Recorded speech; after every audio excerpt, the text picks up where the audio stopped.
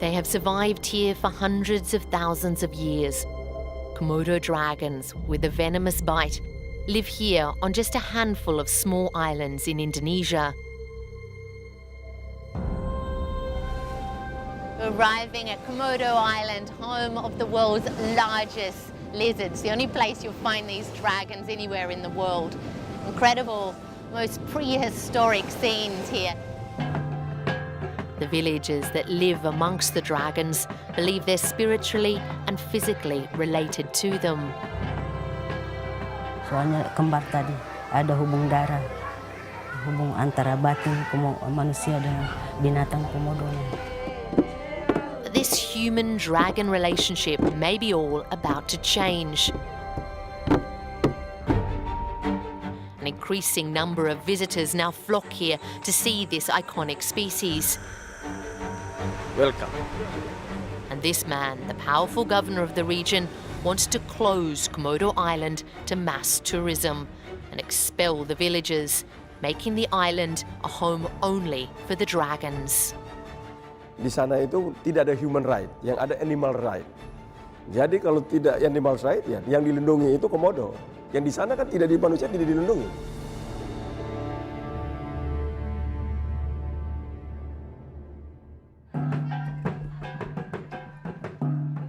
There's just one village here on Komodo Island, home to around 2,000 people, and they have a centuries-old history with the dragons. The villagers tell the story of a princess who lived on Komodo, whom people call Putri Naga, or Dragon Princess. She married a man named Nago and bore him twins. One was a baby boy and the other a baby dragon. Satu melahirkan, dia namanya Sebai. Dia itu hanya makannya daging komodo nih. Jadi dia itu turun di bawah tanah, sering kejar ayam penduduk. Akhirnya penduduk itu ngomel dia. Oh katanya Sebai ini dia bilang tuh sering curi ayam. Akhirnya si mamanya ini marah. Sebai dia bilang tuh, kamu jangan curi orang punya ayam. Itu tetangga itu marah. Akhirnya dia sudah mulai masuk hutang dia. Dia tetap kembali tengok mamanya dengan kawannya tuh. Komodo dragons reach 10 feet in length and can weigh upwards of 300 pounds. They have shark-like teeth and poisonous venom that can kill a person within hours of a bite. And a powerful tail that can bring down any prey. But the community here says they haven't lived in fear. Soalnya kembar tadi, ada hubung darah, hubung antara batin manusia dengan binatang komodo. Kalau aslinya orang komodo, dia tidak ganggu, tidak apa-apa. While still being very rare, there are unprovoked attacks by the Komodo dragons. There are no official records, but the National Park authorities say there have been 15 attacks in the last 10 years. Just one that resulted in the death of a human. Dia sadar. Tahi, a farmer, shows me where he was sleeping in what used to be his house here amongst his fruit trees when he was attacked. Saya bangun, lari, dia melompat, gak ini. Ya, dia tarik di bawah. Akhirnya saya ikut, karena besar dia, bukan kecil. Akhirnya saya ambil kayu, ada satu depa, saya tumbuk di belakangnya, itu maka dia lari. Villagers who heard him screaming put him on a boat and rushed him to hospital. He shows me his scars from the bite marks, 15 in total. 1, 2. Jadi setelah itu Bapak enggak takut ke hutan lagi? Ya masih.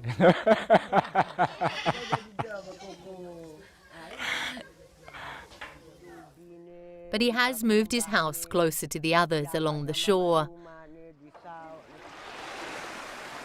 The Komodo Island community insists that before their village became part of the national park in 1980, their relationship with the dragons was much friendlier. Pernah dulu tuh tidur dengan manusia dia. tidur dengan anak kecil. Ya, tidak ada apa-apa. Begitu paginya dia keluar sendiri. Karena dulu tuh orang Komodo sering berburu. Berburu tuh dagingnya, kulitnya, dengan kakinya tuh kepalanya kasih Komodo. Ya, maka dia kenyang. Sekarang tidak. Kita masukkan sama Taman Nasional itu nggak ada lagi. Australian academics released a report last year that found the dragons do better. They're bigger and heavier when living around humans because of access to food scraps. But Komodo dragons are now listed as vulnerable to extinction, and hunting of the dragon's prey is outlawed in this place that's now a World Heritage Area. Wow. Most of Komodo National Park is actually ocean, 70% of it, and then there's 5 main islands like this one that are dotted amongst the sea, and that makes it quite a hard national park for the authorities to monitor what's going on here. It's rangers like Stephen's job to protect the park. Ancamannya orang berburu rusa. Untuk di lautnya kadang nelayan juga menggunakan alat yang tidak ramah lingkungan, terus menggunakan potasium dan bom. Ya, ada berita apa? Ya. Dan kalau itu terus terjadi, seperti apa dampaknya? Ya, yang jelas dampaknya merusak karang, terus untuk perkembangbiakan ikan itu sudah pasti tidak dapat untuk anak cucu kita nantinya. Begitu juga kalau di darat, kalau perburuan rusa yang pasti Komodo juga sudah langka dan mati. Jadi tidak akan ada untuk penerusnya.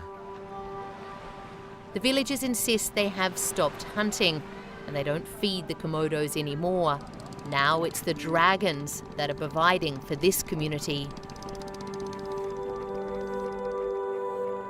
It's 7 a.m. and as the park opens, the tourists begin to arrive. Today, a cruise ship carrying more than 3,000 people has docked in the bay, and the visitors begin to pull ashore. Wow, it's already really busy here. Yes. Abdul Ghafoor Kasim is one of the many local guides from the Komodo community waiting for them. I mean, this is where you get your livelihood from, isn't it? Yeah, it's like they give me life, also like the job like that. It's like the tourists are coming for see the Komodo dragon, they bring the money for the people. In 2010, just under 50,000 people visited the Komodo National Park. That jumped to nearly 300,000 last year.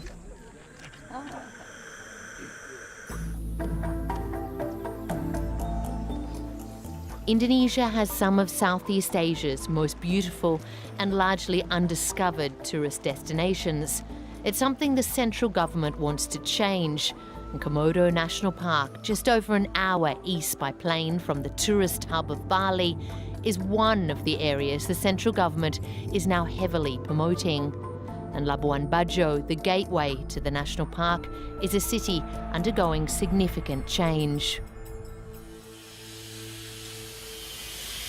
This used to be a very sleepy fishing village when I visited over 10 years ago. Now it's a hive of building activity. This is advertised as being a first-class marina. Many big brand names are already buying up space here. The number of tourists visiting has doubled in the last 5 years. The number's still relatively low compared to neighbouring Bali. There's a real atmosphere here of this place being on the edge of a tourism boom. With increased interest and money now coming in, a tussle for control of the park has broken out between the central and local government. The battle for Dragonland.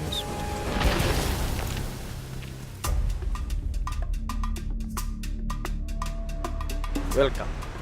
This man, the local governor, has a dramatic vision for Komodo Island, the land of the dragons. He's demanding the island be closed to all visitors for a year in 2020 and then become an exclusive place for just a handful of wealthy people. Desa di sana harusnya tidak boleh. Karena itu kami akan berencana untuk memindahkan mereka agar ke depan di pulau itu tidak lagi ada manusia, dan kita membuat wild komodo. So this will involve moving a whole community from the island of Komodo. There will surely be resistance to that.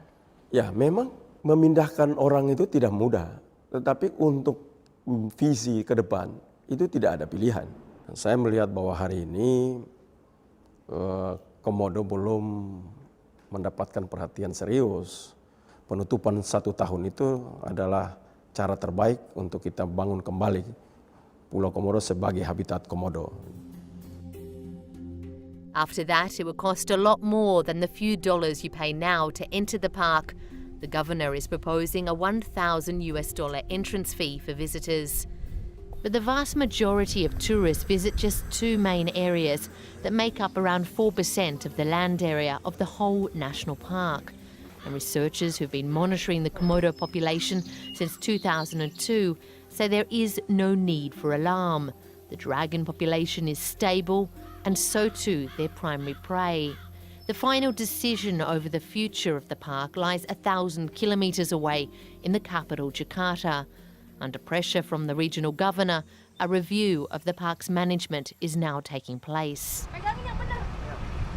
Some of the bigger tour operators here agree controls need to be put in place if the tourism boom is to be sustainable. That can help us for maintain the sustainability, and then also from the local government, they need to strict the rules for the tour operator, hotel, resort, dive center. They need to be strict for take care the sustainability.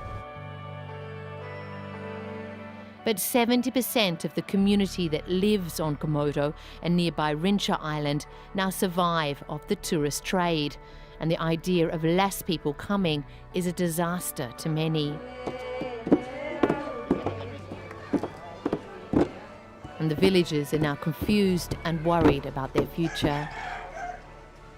Kami kan mau dipindahkan juga, kami tidak mau harus pindah di mana, dan juga kan kami tidak mengganggu habitat hewan komodo. Kami juga tidak juga membunuh. Seandainya kami membunuh, gubernur bisa saja mempindahkan kami. Kami kan tidak membunuh. Kami juga bisa melestarikan hewan komodo. Kan juga bisa. Kami tidak harus pindah juga kan dari desa Komodo. Her father, Haji Amin, says the government tried to move them before when the park was created, and claims the dragons tried to come with them. Orang Komodo gelisah, banyak berenang kemana-mana aja, karena orang Komodo gelisah dia. Maka hubungannya erat sekali antara manusianya dengan orang binatangnya tuh. Ya, maka apa yang kita bilang itu dari nenek moyang memang kita di sini. Ya, kita tetap mempertahankan. This is a battle for control and a debate over what sustainable tourism should look like in this unique landscape and who should benefit from it.